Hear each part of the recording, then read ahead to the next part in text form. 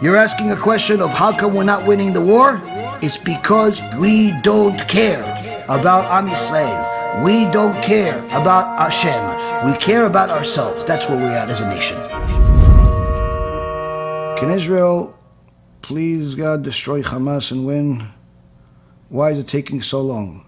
Because we haven't done tshuva. And it's not just because we haven't done tshuva for desecrating Shabbat, or we haven't done tshuva for wasting seed, or we haven't done tshuva for eating kosher. Many people have done tshuva for that, but the biggest problem that we have today is not the secular people. The secular people, most of them are so ignorant that they wouldn't know the difference between the right and wrong in many cases. The biggest problem that we have today is that these so-called religious among us, including the people that are watching me right now, including the people that are going to watch me tomorrow, including the hundreds of thousands of people that watch my lectures. It's because we do not care enough about Am Yisrael as a whole, the secular people as a whole, that the war is still going on. What does that mean? If people cared enough about a KADOSH Baruch Hu and his children, then they would make Kiruv their number one investment. Not just something they dabble into once in a blue moon, or they make a nice comment about here and there, or they share a lecture. They would actually invest money into supporting Kiruv. So there's more books, so there's more USBs, so there's more big events to help people come and listen to Torah and so on. But unfortunately, everybody is very comfortable, especially Baalei TeShuva are very comfortable that they have done tshuva, they have saved themselves, and they're okay now. They realize, oh yeah, being immoral, being a liar, being a thief, being that was bad. I stopped doing it. Now I'm good. Now I'm good. So now they're living in a frum community, or they're living in a religious community, or a Jewish community, or a mix of both. And the kids go to yeshiva, and everybody's okay. So they're comfortable, but they don't realize there's a very good chance they're still going to Gehinnom. Why? Because they're leaving the rest of Am Yisrael in the desert of Torah. The rest of Am Yisrael still doesn't know Torah. The rest of Am Yisrael doesn't know Shema Yisrael. Where are you, Baalei TeShuva? Where are you, Baalei TeShuva? Where? Just the Baalei TeShuva that I've made. We should be raising $1 million a month. The Baalei TeShuva that Rabbi Mizrahi made, we should be raising millions of dollars every month. All of the Baalei TeShuva, where are the Baalei TeShuva? What, everybody's poor? Nobody has any money, nobody has a car, nobody has a house, nobody has anything. People are asking me questions about buying houses. That's a vacation house. They're asking me questions about buying fancy cars. They're asking me questions about fancy watches. They're asking questions about new machines, new this, new that. They have $20,000 to buy another addition to the house, another addition to the office, but they don't have a few $1,000s a month to send to Kiruv. Why? Because everybody's selfish. Now, of course, everybody doesn't literally mean everybody, because some of you are tzaddikim. Some of you actually care about Am Yisrael. Some of you, every paycheck, you send at least 10% to actually help Am Yisrael. Not because you see any type of gold bars being sent to your house from our offices. Not because you're seeing any major, diamonds coming to your house. But you're seeing blessing in your life.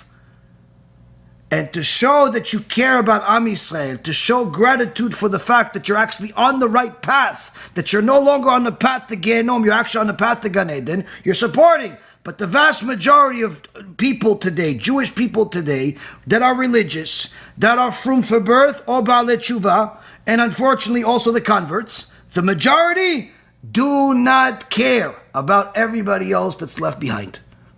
If they did, we'd be raising hundreds of millions of dollars for the sake of outreach. Hundreds of millions of dollars. But what are people looking for? Where could I donate so I could get the most kavod? Meaning, they're willing to donate, but only if they get kavod. Only if everybody hears that he just donated $10,000 to buy an aliyah. He's willing to donate, but only if everybody knows that he donated by putting some little sign on the lamp in the synagogue. He's willing to donate only if his name is on a Sefer Torah. He's willing to donate only if they put him on some website. He's not willing to donate if it's simply going to be for the sake of actually helping Am Yisrael do tshuva. And why isn't he worried? Because he forgot where he came from. He forgot where he came from. I have some tzaddikim. Tzaddikim. I would be happy if I'm buried next to them. They maybe make $300-400 a week, if that much in some cases, but they still send $50 a week.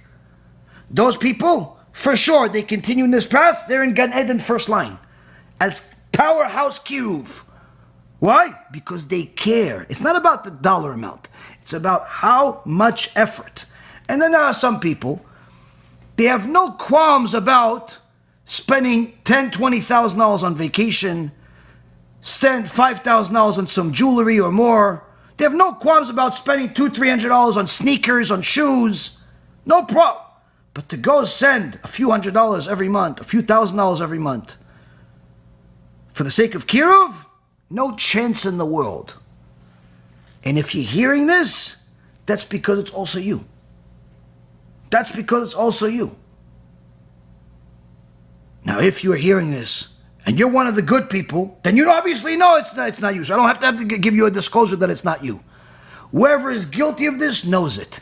I know some people that are as close as can be, meaning I'll get 50 million questions from them, I'll get messages from them, I'll get phone calls from them, I'll get all types of things from them. If, in the years that I know them, if, in total, if they donated a total of $100, it would be a surprise. No, the amount of effort that was put to help these people, literally, it's easier to give a lung. It's easier to give a lung than the amount of help that these people have gotten. So how come? You're asking a question of how come we're not winning the war? It's because we don't care about Am Yisrael. We don't care about HaShem. We care about ourselves. That's where we're at as a nation. Individuals, different story. We saw Rav Shavit took the burden of somebody else's putting on tefillin upon himself. The organization does this every single day with Am Yisrael. Baruch Hashem, we're willing to sacrifice our life for Am Yisrael. But unfortunately, it's not enough. It's not enough what I do, what Rav Ephraim does, what Rav Shavit does, and what other few rabbis and good tzaddikim within the community are doing. It's not enough. Am Yisrael has to care more about outreach to help Am Yisrael do tshuva. You want to win the war? We have to win the war. You want to win the physical war? We have to win the spiritual war. You want to win the spiritual war? We have to win the physical war. How? The physical war that we have to win, everybody's crying about, is Hamas, is Iran, is all of the enemies, right? In order to win that, we need to win the spiritual war. Spiritual war means do tshuva. How do we win the spiritual war? When those that have done tshuva, those that have converted, those that are already frum for birth, they win the war of their lust for money. When they start winning the war for lust for money, they start donating more to publicize Torah, to help Am Yisrael do tshuva, Be'ezrat Hashem, we will win all of the wars. But until then, we're not winning anything. Because, unfortunately, it's not enough. Whatever we're doing is not enough. It's not enough. And it's important for people to know that. As far as what we see in the world today, unfortunately, it's not enough. We're not seeing enough tshuva because there's not enough care. Not enough care. Everybody has to check themselves to see where they stand. Honesty helped countless people get closer to Hashem. Because for the first time in their life, they heard honesty that's brutal, but is effective.